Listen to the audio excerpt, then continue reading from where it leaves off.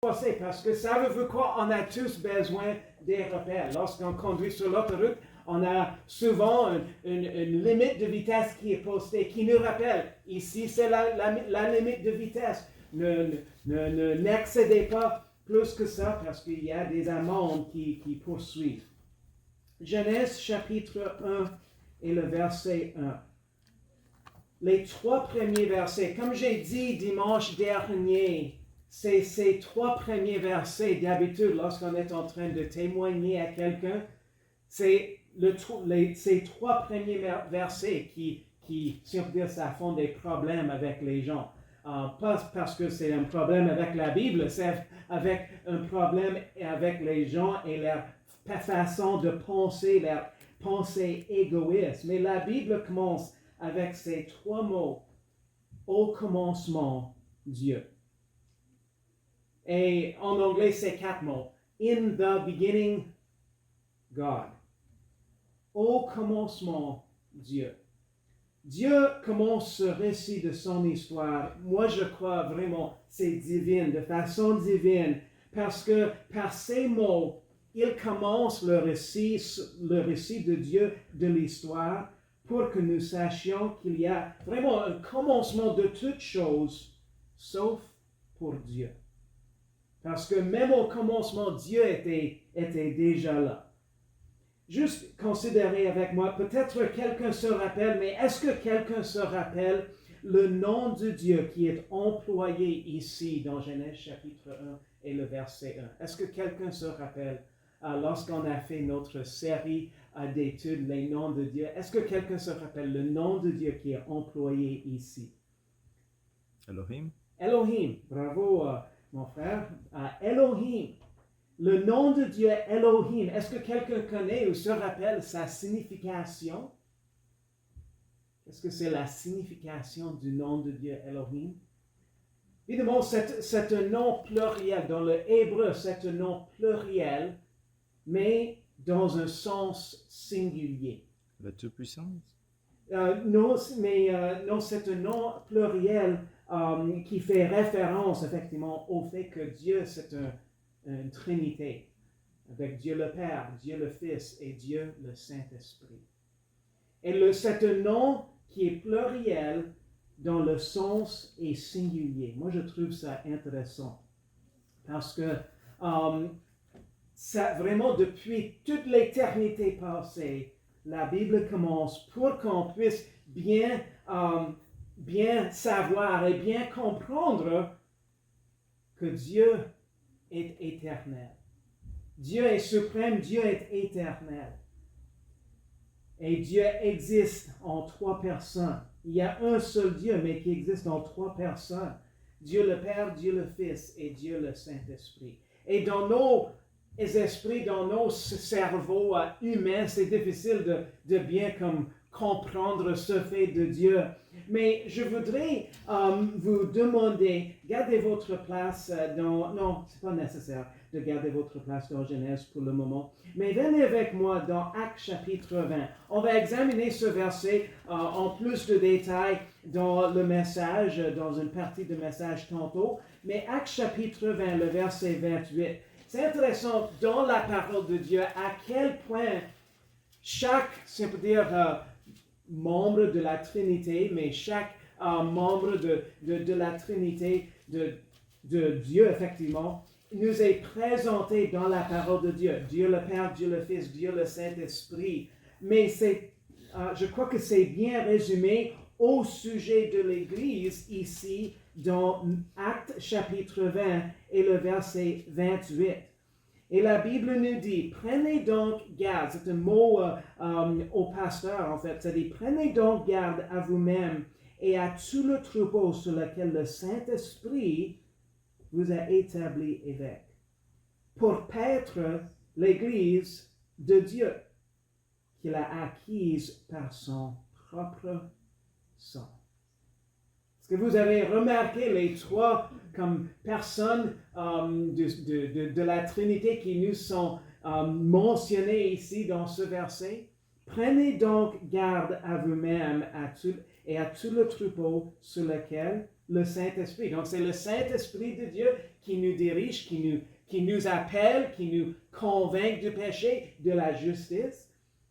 Donc, sur lequel le Saint-Esprit vous a établi avec pour être l'Église de Dieu. Donc, l'Église appartient à Dieu, n'est-ce pas? C'est Dieu qui est le chef, c'est Dieu qui nous dirige, c'est Dieu on est ici pour honorer, pour glorifier Dieu.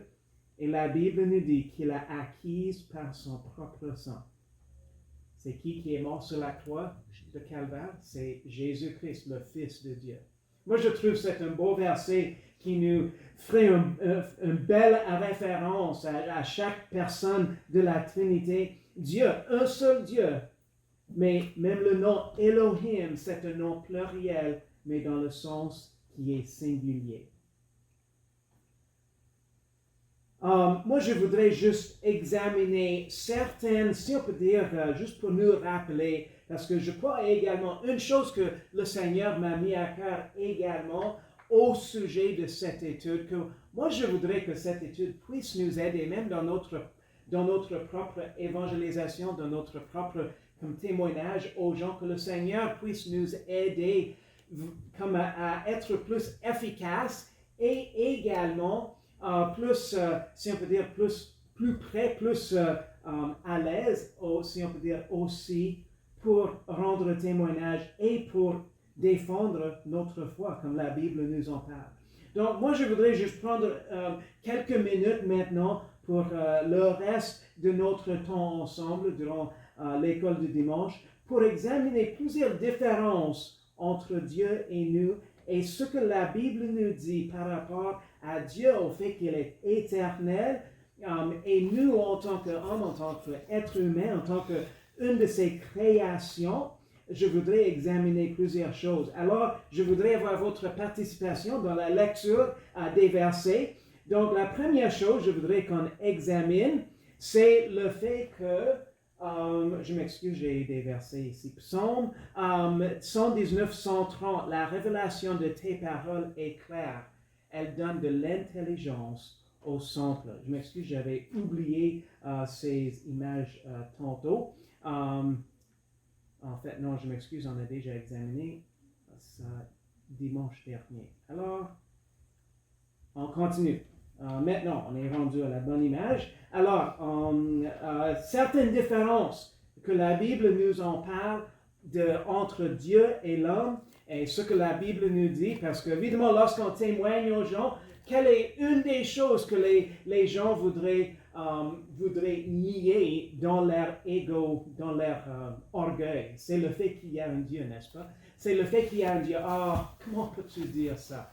Et également ce qu'ils voudraient nier aussi, mais on ne peut pas s'attendre que Dieu voudrait exiger certaines choses de nous, sa création.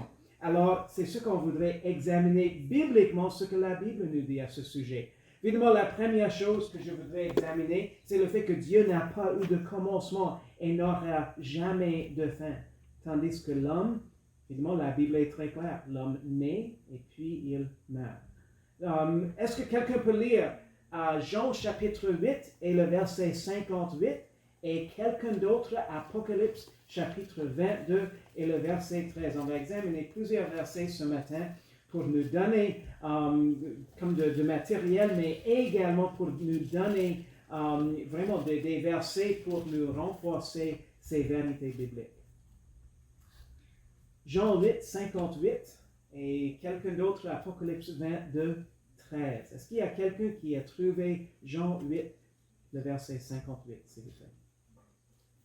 Jésus leur dit, en vérité, je vous le dis, avant qu'Abraham fût, je suis. Oui. Je suis, c'est évidemment le nom de Dieu qui porte le sens de le fait qu'il est éternel. Apocalypse, chapitre 22 et le verset 13, s'il vous plaît. Je suis l'alpha et l'oméga, le premier et le dernier, le commencement et la fin. Oui. L'alpha et l'oméga, le commencement et la fin. Donc Dieu n'a pas eu de commencement, il était là au commencement, il était même avant le commencement du monde, avant notre commencement, il était toujours là parce qu'il est éternel. Un autre sujet que je voudrais qu'on puisse constater, aussi nous rappeler, Dieu est une Trinité éternelle. Il est un en trois personnes. On a déjà examiné ça, mais on va relire quelque chose d'autre. On va lire quelque chose d'autre aussi. L'homme, c'est un seul être vivant. Je voudrais demander si quelqu'un peut lire Matthieu 28 et le verset 19, s'il vous plaît. Matthieu 28 et le verset 19, les versets très communs, même surtout lorsqu'on parle des missions. Mais Matthieu 28, 19 et quelqu'un d'autre, Genèse 1 et 26. Genèse chapitre 1 et le verset 26, s'il vous plaît. Allez, faites de toutes les nations des disciples, les baptisant au nom du Père, du Fils et du Saint-Esprit. Oui, merci beaucoup. C'est précieux de considérer ça parce que Dieu, dans son instruction à son peuple, d'évangéliser le monde, de faire répandre l'évangile, il effectivement nous demande de leur témoigner, de leur annoncer l'évangile. Effectivement, lorsqu'on a ceux qui sont sauvés, c'est de les baptiser au nom du Père, du Fils et du Saint-Esprit. C'est beau de constater cette unité en Dieu. Dieu le Père, Dieu le Fils, Dieu le Saint-Esprit. Et même vous connaissez bien également, même lorsque Jésus-Christ était dans le jardin avant son arrestation, il demandait, il priait son Père céleste. Si possible, faire éloigner cette coupe de moi. En anglais, je me rappelle plus, ça dit, If it be possible, let this cup pass from me. Nevertheless, not my will, but thine be done. Si c'est possible que cette coupe puisse être éloignée, néanmoins, non pas que ma volonté se fasse, mais la tienne. Dieu le Père, Dieu le Fils, Dieu le Saint-Esprit. Si on peut dire, ils sont tous comme, si on peut dire, soumis à l'autorité divine, mais également même Jésus-Christ est soumis à l'autorité, à la volonté de son Père céleste. Genèse 1, 26, s'il vous plaît. C'est lors de la création, on voit également que Dieu, qui, si on peut dire, parle, mais il parle même du fait que dans sa Trinité, il y a plus qu'une, mais c'est un seul Dieu, mais en trois personnes. Alors, Genèse 1, 26, s'il vous plaît. Puis Dieu dit, faisons l'homme à notre image, selon notre ressemblance, et qu'il domine sur les poissons de la mer, et sur les oiseaux des cieux, et sur le bétail, les reptiles qui rampent sur la terre. Oui, merci beaucoup. Alors, ça nous donne des versets au sujet du fait que Dieu existe en trois personnes. Un seul Dieu qui existe en trois personnes. Mais quelque chose d'autre à se rappeler aussi. Dieu n'a pas besoin de rien. L'homme a besoin de beaucoup de choses, n'est-ce pas? Du repos. C'est une bonne chose, n'est-ce pas? Du repos. Lorsqu'on est fatigué, on dit parfois brûlé après une grosse journée, on a besoin du repos. On a besoin de la nourriture. Combien est-ce que vous appréciez la nourriture? Moi, j'apprécie beaucoup la nourriture, c'est une bonne chose. L'eau, on a besoin de l'eau. De l'air, c'est une bonne chose aussi, n'est-ce pas? Du sommeil, de la lumière, de la protection. Également aussi, Dieu connaît toutes choses, mais l'homme, il est simplement limité dans sa connaissance. Il doit tout apprendre. Évidemment, j'imagine que Nadia et Yolanda, je crois que vous êtes en train présentement d'apprendre à Emma comment marcher un petit peu. Vous commencez à apprendre à Emma comment marcher. Et savez-vous quoi? Mais je suis certain que Emma ne connaît pas à ce moment-ci comment préparer un bon repas pour vous autres, non? Ok. Alors, pas encore, peut-être la semaine prochaine. Non. Mais savez-vous quoi? Ça prend du temps pour apprendre. Et même parfois, après avoir appris, Combien d'entre vous, est-ce que cela vous est déjà arrivé de vous dire à vous-même, ah, moi je savais ça, comment est-ce que j'aurais pu me tromper dans ça? Je le connaissais déjà et vous vous trompiez. Alors, Dieu n'a pas besoin de rien, l'homme a besoin de plusieurs choses. Dieu connaît toutes choses et l'homme doit apprendre. Évidemment, une autre chose, Dieu est esprit et Dieu n'a pas de corps. Évidemment, dans la personne de Jésus-Christ, il a pris un corps, il est devenu Dieu et l'homme à la fois. L'homme, il habite dans un corps qui est limité et nos corps est limité. On est limité par plusieurs choses, par la fatigue, on est limité par peut-être certains d'entre nous, on est limité par notre stature. Et parfois, je vais demander à Keenan de chercher quelque chose dans le... How do you say the kitchen cabinets? Les armoires de cuisine. Les armoires. Et ensuite, parfois, Keenan va dire, ah, je crois que c'est trop haut. Et il dit, j'arrive pas à le chercher. Et ça arrive, on a des limitations de notre corps. Moi, je voudrais vous demander plusieurs versets. On va examiner Ésaïe 40 et le verset 28. Psaume, donc Ésaïe 40, le verset 28. Quelqu'un d'autre? Psaume 147, le verset 5. Quelqu'un d'autre? Romains 11, 33 et 34. Et encore un dernier pour le moment, Jean 4, 24. Jean 4, 24, le dernier. Alors, quelqu'un, est-ce que vous avez trouvé Ésaïe 40 et le verset 28? Ne l'as-tu pas entendu que l'Éternel est le Dieu d'éternité qui a créé les extrémités de la terre? Il ne se lasse point, il ne se fatigue point, et on ne peut sonder son intelligence. Oui, merci. On ne peut sonder son intelligence. Dans un certain sens, c'est... en anglais, c'est... il y a... Peut-être c'est ce verset, il y a un autre verset, je me rappelle, il y a un verset qui nous parle du fait qu'on ne peut pas apprendre de quoi à Dieu. Psaume 147, le verset 5. Psaume 147 et le verset 5. Notre Seigneur est grand, puissant par sa force, son intelligence n'a point de limite. Oui, son intelligence n'a point de limite. Psaume 121, le verset 3, la deuxième partie nous dit « Celui qui te garde ne sommeillera point ». N'est-ce pas un sujet réconfortant, n'est-ce pas, que Dieu ne prend aucune sieste, Dieu ne prend aucun sommeil. Vous rappelez-vous bien, lorsque le prophète de Dieu, Élie, lorsqu'il était avec les adorateurs de Baal, vous rappelez-vous bien que lorsque les adorateurs de Baal, ils faisaient leur autel et ils préparaient toutes choses et ensuite ils commençaient à crier à Baal. Et vous rappelez-vous bien ce que Élie a dit, un petit peu en se moquant d'eux, mais il suggérait, oh mais peut-être ton Dieu est en vacances, peut-être il est en train de se reposer. Peut-être il faut lui crier un petit peu plus fort parce que peut-être ça va lui faire attendre tes cris. Quelle bénédiction de savoir que notre Dieu ne prend jamais de repos, que notre Dieu ne prend jamais de vacances, qu'il n'y a jamais un moment où il nous faut questionner.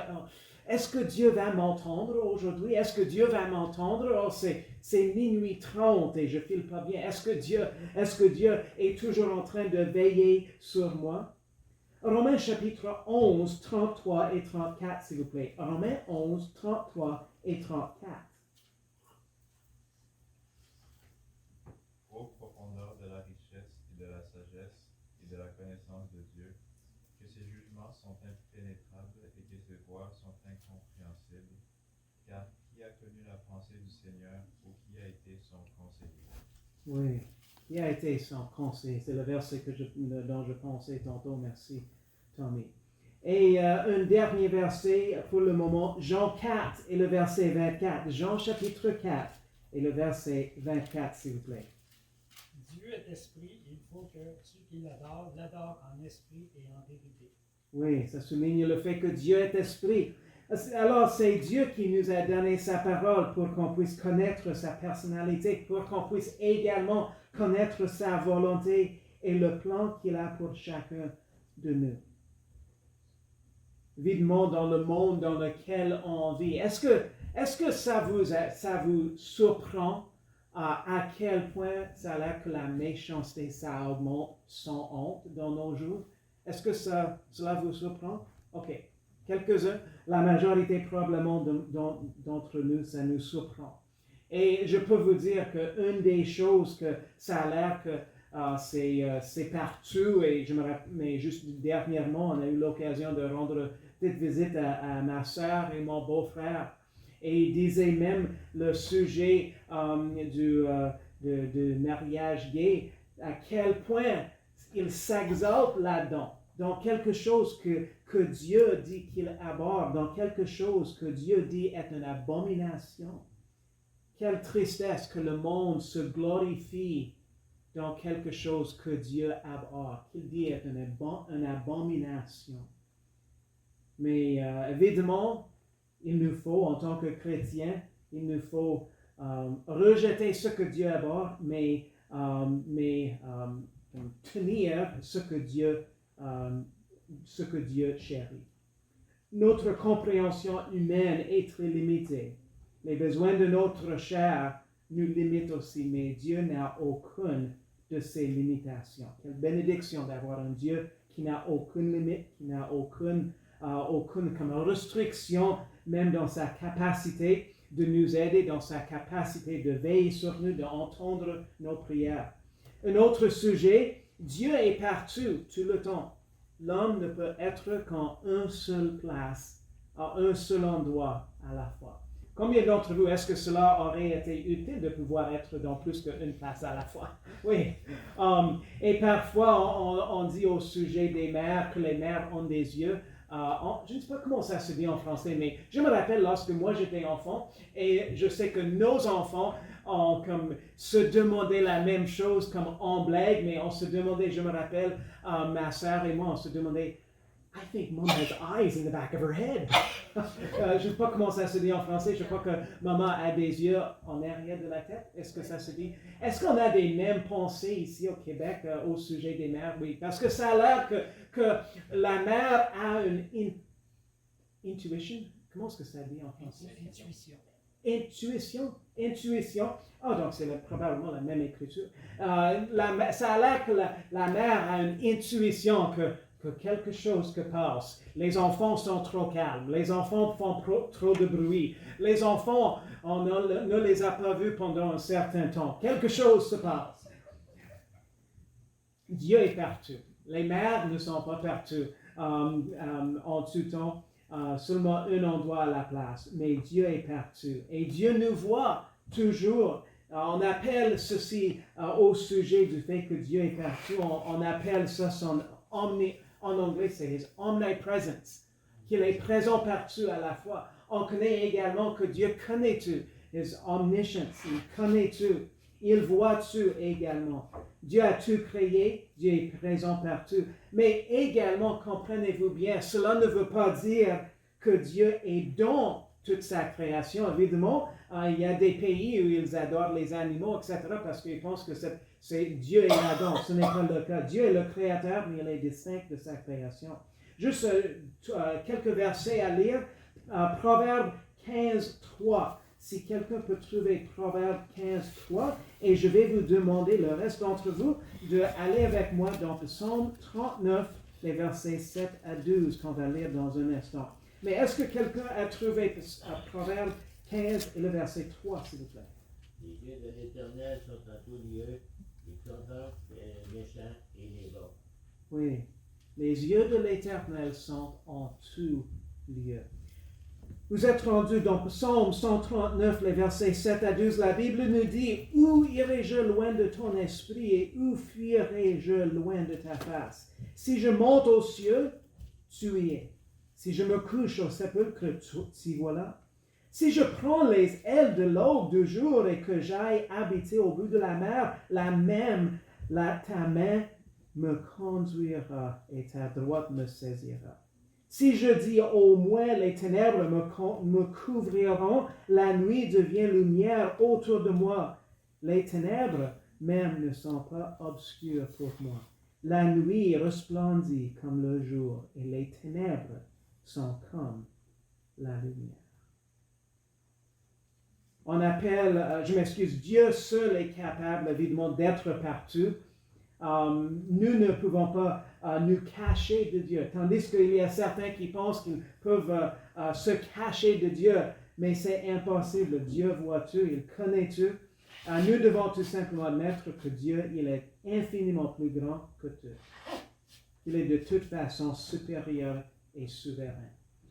Deux autres choses que je voudrais qu'on puisse examiner et quelques autres versets. Dieu est plus grand que tout être humain, loin plus important aussi que tout et que tous. Tandis que dans le monde qu'on vit, malheureusement, il y a plusieurs qui pensent qu'ils sont plus importants, mais Dieu, il est le plus important. Il est suprême, il est supérieur, et son autorité, c'est une autorité suprême, et il est souverain. L'homme doit se soumettre à l'autorité de Dieu. Et l'homme doit écouter la parole de Dieu. Autre chose, jusqu'en terminant, pour ce matin, Dieu existe avant le commencement de tout. L'homme n'existait pas avant le commencement de tout. C'est intéressant parce que dans notre cerveau, je ne sais pas si vous avez déjà essayé de bien c'est-à-dire pas raisonner, c'est pas peut-être le bon mot, mais de pouvoir bien comprendre le fait de l'éternité passée. C'est difficile de bien comprendre ça, n'est-ce pas? Parce que dans notre cerveau, on a tous cette pensée de quelque chose qui commence et quelque chose qui se termine. Disons, la vie de quelqu'un, on est toujours accoutumé à considérer quelqu'un qui naît une certaine année et qui meurt une autre année. On est accoutumé à voir avec les voitures aussi. On dit, c'était une voiture 90 et ça lâchait en 2013, disons. On avait un début et une fin, n'est-ce pas? Mais Dieu est éternel, il est souverain. Et il existait avant le commencement de tout. Juste quelques versets qui nous soulignent ces faits. J'espère que ça pourrait être utile également, même dans vos propres occasions de témoigner, que ces informations puissent être une aide et une bénédiction même pour vous. Jérémie 10 et le verset 6. Jérémie chapitre 10, le verset 6. Et ensuite, Psaume 83, 19. Et quelqu'un d'autre, Ésaïe 45, 5. Est-ce que quelqu'un a trouvé Jérémie 10 et le verset 6? Nul n'est semblable à toi, ô Éternel, tu es grand et tu as un grand renom de puissance. Oui, nul n'est semblable à toi. Psaume 83, le verset 19, s'il vous plaît. Qu'il sache que toi seul, dans le nom de l'Éternel, tu es le Très-Haut sur toute la terre. Oui, amen. Le Très-Haut sur toute la terre. Et Ésaïe 45, le verset 5.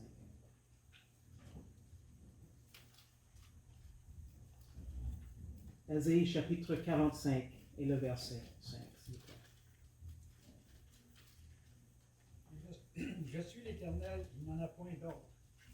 Il n'y a pas d'autre Dieu que moi. J'étais saint quand tu ne me connaissais pas. Merci beaucoup. Dieu est vraiment grand, n'est-ce pas? Il est le plus grand, il est le souverain. Et Dieu seul peut nous dire également, évidemment, ce qui se passait au commencement, parce que lui seul était présent.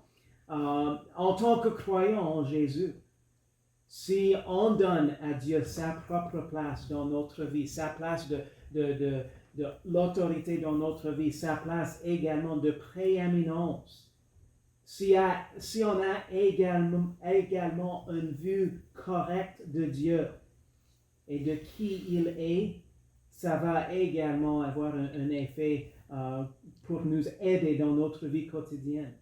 Parce que nous saurons que rien ne se passera dans notre vie sans Dieu qui le sache. Nous saurons aussi que même lorsqu'il nous arrive des choses difficiles, Dieu est toujours en contrôle. Et également, on aura également cette confiance que Dieu, il veille sur nous, il nous voit et il ne permet rien dans notre vie sans qu'il orchestre les choses pour le bien. Reconnaître également la parole de Dieu comme l'autorité suprême aussi nous permettra également de renforcer notre foi et à nous accrocher à la vérité divine quand le monde nous propose des philosophies contraires à la parole de Dieu. Merci Seigneur pour ta parole. Merci Seigneur de ce fait Seigneur que toi tu es suprême, tu es souverain et Seigneur que tu nous aides Seigneur à te donner ta place Seigneur de l'autorité dans notre vie. Seigneur qu'on puisse se soumettre à toi, qu'on puisse céder à toi et à ta volonté dans notre vie. Seigneur, on voudrait t'honorer. Et Seigneur, on voudrait te glorifier parmi nous et dans notre vie. Seigneur, je te demande que tu puisses nous aider, Seigneur, même dans notre propre témoignage, Seigneur, de pouvoir, Seigneur, diriger le cœur des gens, Seigneur, vers toi. Et vers toi, Seigneur, qui est le Créateur, vers toi, Seigneur, qui est suprême. Et Seigneur, ta parole nous dit que chacun, on va donner un compte rendu, Seigneur, pour ce qu'on a fait de toi, Seigneur. Oh Seigneur, que tu puisses nous aider à te glorifier et à t'exalter dans notre vie et dans notre quotidien. Au nom de Jésus, je prie. On va terminer avec